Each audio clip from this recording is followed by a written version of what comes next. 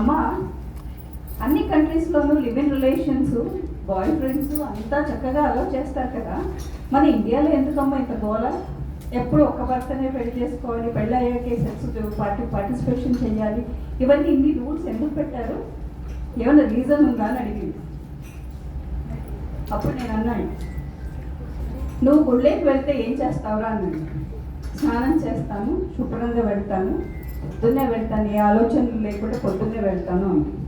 మరి అటువంటప్పుడు ఒక మంచి జీవితం కావాలి అనుకున్నప్పుడు నువ్వు కూడా అలాగే ప్రవేశం చేయాలి కదరా. మరి అలా ఉన్నప్పుడే కదా ఆ బంధుత్వానికి, ఆ బంధానికి కూడా జస్టిస్ ఏర్పడుతుంది. రెండో విషయం ఏంటి అంటే, గర్భగుడిలోకి ఎవరిని పోనివ్వరు, అవునా? గర్భగుడిలోకి ఎవరిని వెళ్ళనివ్వరు. ఎవరు వెళ్తారో ఒక పూజ చేసే పూజారి మాత్రమే వెళ్తారు. అది కూడా నిర్దిష్ట సమయాలలోనే, 24 hours ఉండడానికి లేదు, అవునా? ఎందుకు అలా? నీకేమనిపించింది?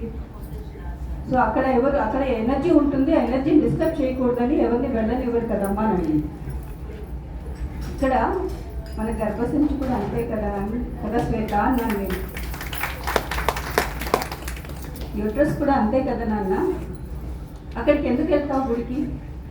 మనసులో మార్పు వస్తుందని, మనిషిగా నేను మారుతానని ఒక ఆశతో గుడికి వెళ్తాం. నా సమస్యలన్నీ తీరుతాయి, నాకు ఒక తోడు వస్తుంది, నేను దేవుడికి చెప్పేస్తే నా సమస్య తీరిపోతాయని అత్యంతమైన విశ్వాసంతో, నమ్మకంతో గుడికి వెళ్తాను, అవునా?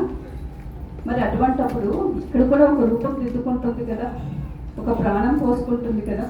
మరి అంత అద్భుతమైన కార్యం జరిగే ఆ ప్రదేశాన్ని మనం ఎంత పవిత్రంగా ఉంచుకోవాలి? అందుకు ఆ అమ్మాయికి బాగా అర్థమైపోయింది. తర్వాత చెప్పింది, నాకెందుకో అమ్మ, ఎవరు బాయ్ ఫ్రెండ్స్ ఎవరైనా నన్ను అప్రోచ్ అవ్వాలనిపిస్తే కూడా నాకు ఈ డైలాగ్ గుర్తొచ్చేది, అప్పటి నుంచి ఎవరిని రిలేషన్స్లోకి రానివ్వలేదు అని,